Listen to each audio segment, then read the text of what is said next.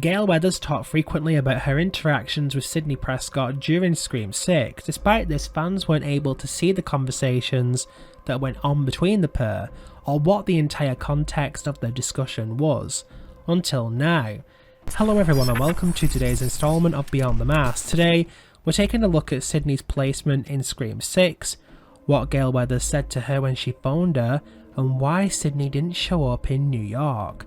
Now, there's been numerous deleted scenes released recently from Scream 6, and some provide a little more context to certain scenarios in the movie.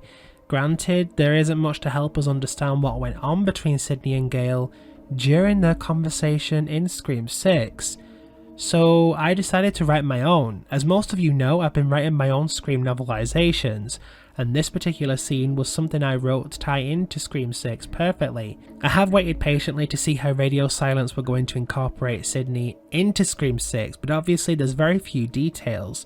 This particular scene I wrote was in the pack I sent over to Spyglass when I was requesting permission to write these novelizations, and well, as you guys know, it got accepted, so I have been excited to share it with you guys.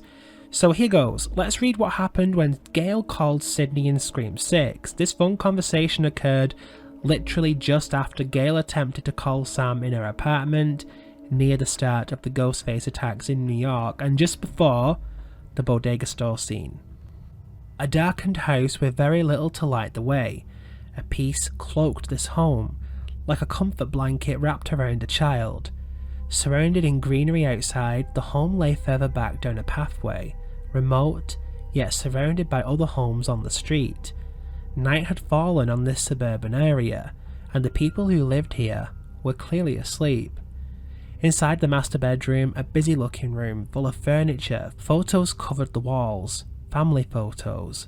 Laying silent in bed were a couple, sound asleep, yet there wasn't just two people in this bed. Situated at the foot was a golden retriever, its fur fine and golden. It too was peaceful. Peace, however, was soon interrupted. Ring ring, ring ring. The retriever appeared to react first. The pooch jolted too and sat upright looking towards the phone on the bedside table. A hand emerged from the bedding and grabbed the phone. Sitting straight up was Sidney Prescott, tired yet peaceful. She stretched slightly and glanced sleepily at the phone as it continued to ring. Gale Weathers calling. The sleepiness faded. Sidney got from her bed and paced towards the bedroom door and slowly opened it. She turned to check she hadn't disturbed Mark, her husband, before exiting into the corridor. She answered.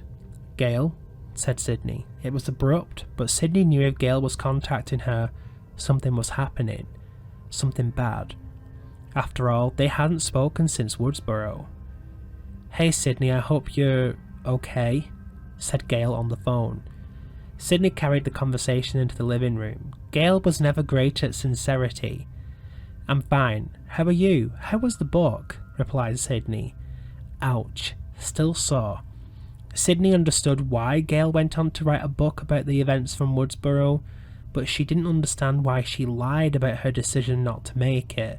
Still, this was Gale, and Sidney had to accept she likely wouldn't change. "The book is fine. It's fine," said Gale, somewhat exhausted, like she'd been defending herself at a hectic press conference. "There's no easy way to say this, but there's been more attacks again," said Gale. Sidney paused in her tracks. "Where?" she asked instantly. "Here in New York. Scattered attacks, similar setup." "He wore a ghost mask, and I think he's going to be targeting Sam, if my sources are correct," confirmed Gale. Sidney turned on the TV in the living room and immediately tuned into the live reports about the attacks in New York. She listened carefully to Gale before replying.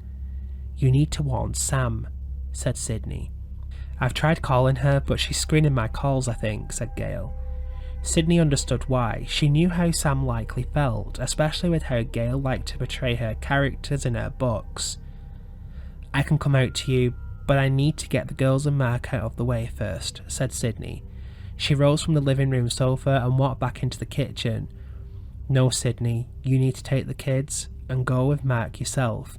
I don't know how safe you are, even if you don't come to the city, said Gail. Sydney looked at the photos of her girls scattered around the living room and kitchen area. The last time I didn't help. Well, you know what happened, Gail, said Sydney, full of remorse and guilt. I can help, she said.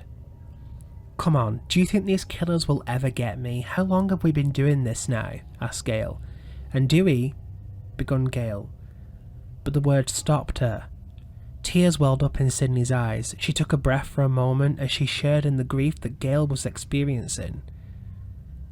What happened wasn't your fault. But, begun Gail, somewhat emotional but poised. He'd want you to stay away. So please, stay away, insisted Gail. Sydney paused. But if, she begun, Gail stopped her. No buts. Whoever this is won't get me. Remember that. They never get me. Sydney nodded as one tear dropped down her face. Be safe, Gail, please, said Sydney. I will. I'm going to try and reach Sam.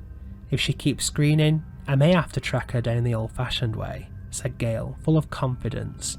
She concluded, I will be in touch.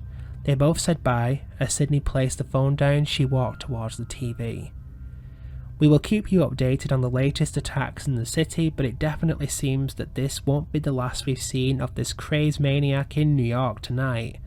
Sydney shut the TV off. As she contemplated for a moment, a dark shadow approached her from behind. The floorboard creaked slightly. It moved closer and closer. Before Sydney spoke, we need to get out of here, Mark. And there you have it. This is my rundown on how that scene went. I wanted to tie this into the movie perfectly, so having Gail emphasise that tell Sydney he didn't get me was because in her last moments Gail thought about Sydney and the guilt she'd likely have from this conversation. He didn't get me. Tell Sydney he never got me.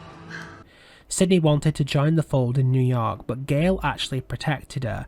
She told her to stay away, so if Gail died, she knew Sydney would blame herself. What's more, I wanted this type of relationship between the pair where Sydney didn't always agree with Gail, but she respected her and cared for her anyway. That being said, Sydney wanted to help. I presented Sydney's life as peaceful in comparison to Sam and Tara's right now, which was busy and full of activity in the big city. It was sort of symbolic of where they're all at in their lives right now. I have more additions to Scream 6 on the way, so be sure to subscribe and sign up for notifications so you don't miss a single update on those. Thank you so much for watching, and I'll see you guys in the next video.